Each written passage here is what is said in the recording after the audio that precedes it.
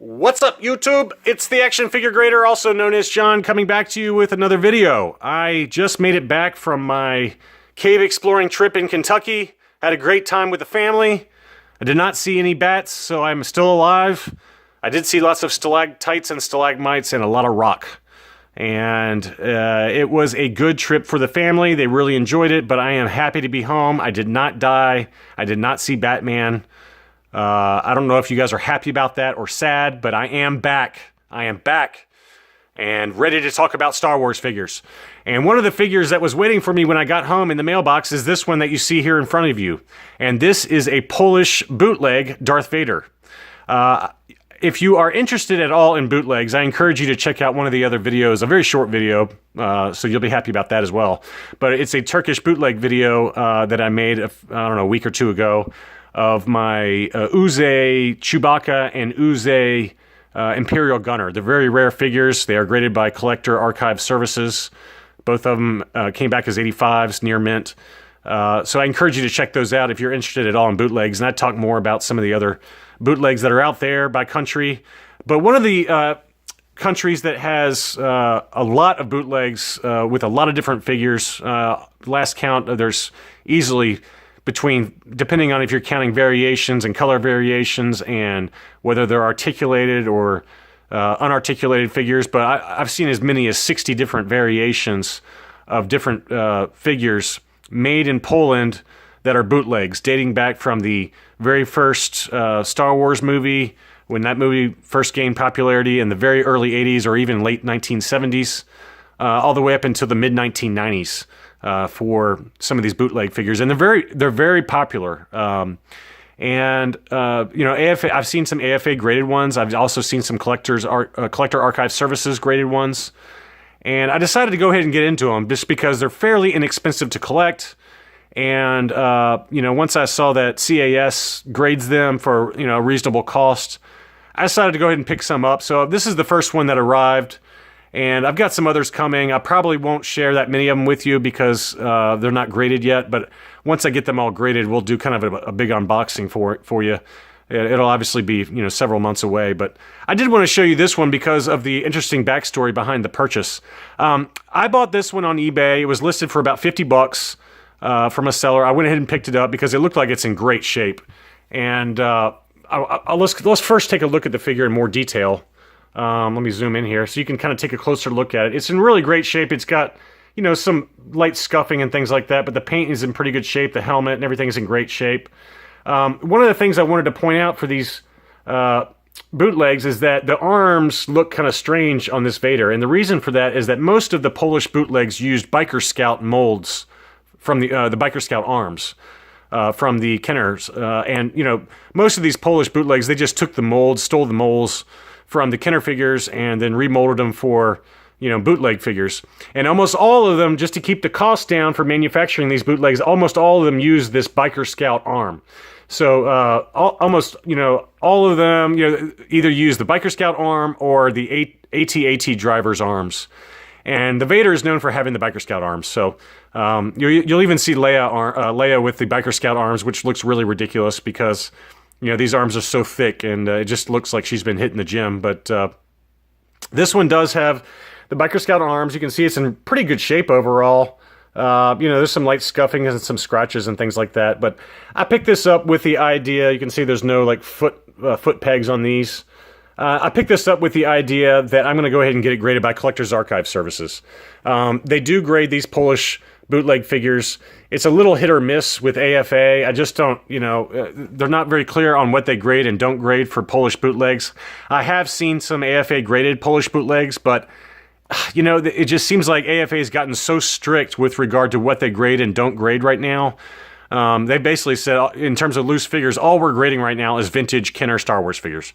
Cool, that's fine. I know you're busy, but CAS has very wisely stepped in where there is a demand for other figures that they want to get graded. And so, I've seen a lot of CAS figures on their website that have been graded that are Polish bootlegs, Mexican bootlegs, Bulgarian, Hungarian, all over the map, Russian bootlegs. So I picked this one up. I'm not expecting a near mint score by any means. I might get an 80 if I'm lucky. More likely a 75-ish type of grade. But I collect Vaders, as you guys have seen in some of my other videos, and I just thought it'd be kind of cool to have one next to it. And the reason I wanted to talk about the purchase process for this one is because it's really funny. This one was advertised as a quote-unquote third-generation Polish bootleg, which the third generation of Polish bootlegs, they look very similar to the first generation of articulated bootlegs that came out in the mid-1980s, which are very valuable. But the third generation bootlegs came out in the late 1980s, but really most of them came out between 1990 and 1995. There's a lot of good resources online for this, so it's not like I know all this off the top of my head. I've done a lot of research over the last couple of weeks on them. But the third generation bootlegs are not very expensive. 30 to $60 will pick you up a nice, beautiful, fairly good condition to even mint condition Polish bootleg figure. The only way to tell the difference between the very, very early first generation bootlegs that came out in the mid-1980s versus the ones that came out in the 90s is how is the socket for the arms and the legs and how that attaches to the rest of the body. So the socket, if you're very, very careful, you can take the arm off or take the legs off of these figures and check out what kind of socket it has.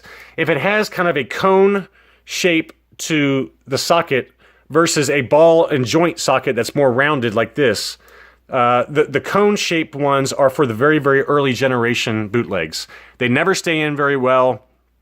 The arms are known for popping off really easily. The legs even are popping off really easily.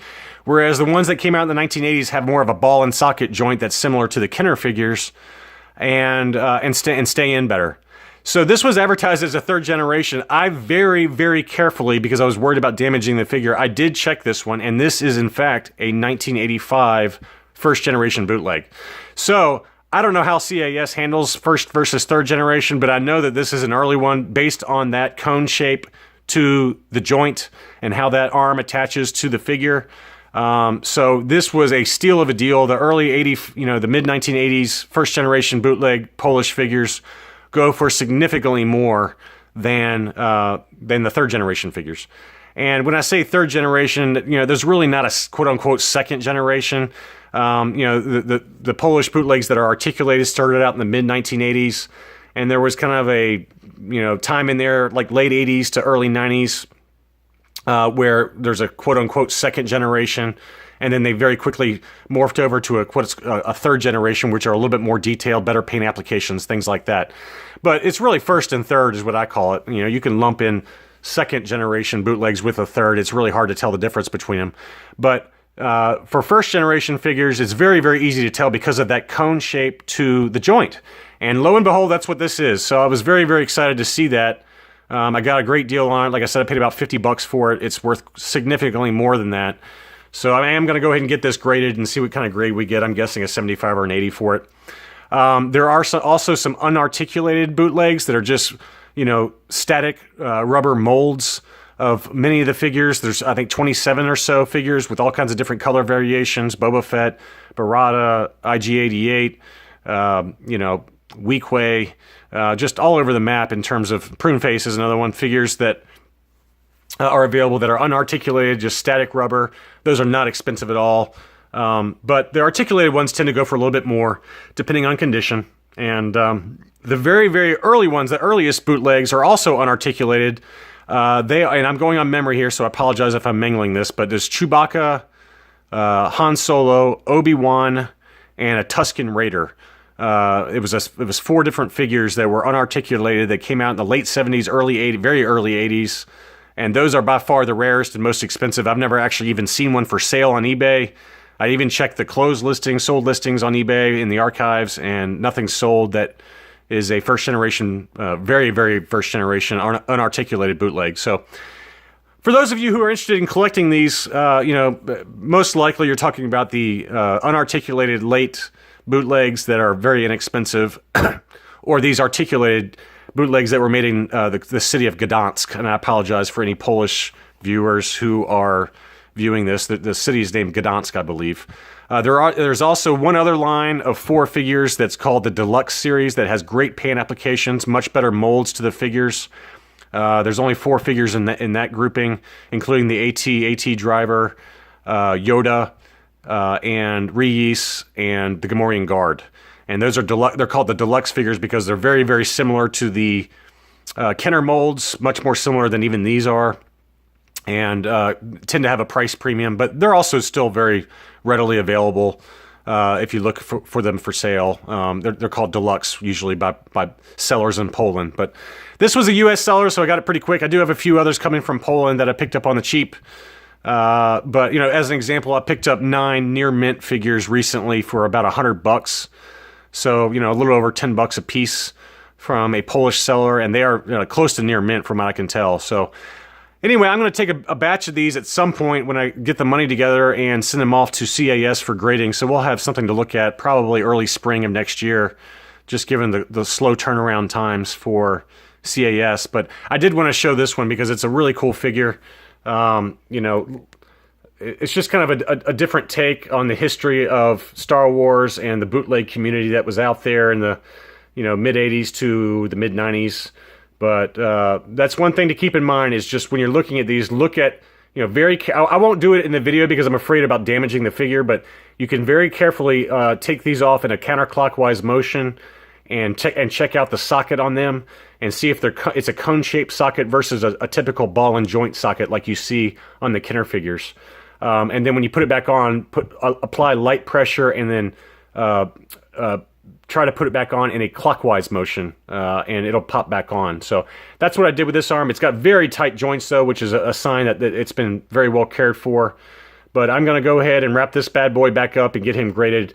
I bet he comes back with a 75 or an 80 for the grade, so we'll see. But I just wanted to share that information with you. It's just a little tidbit that I've learned. And you never know when you might find a deal. You know, I picked up this bootleg for $50, and it's a first-generation mid-1980s bootleg, so I got quite a good deal on it. Anyway, thanks for watching, and sorry to ramble on, and I will be back soon.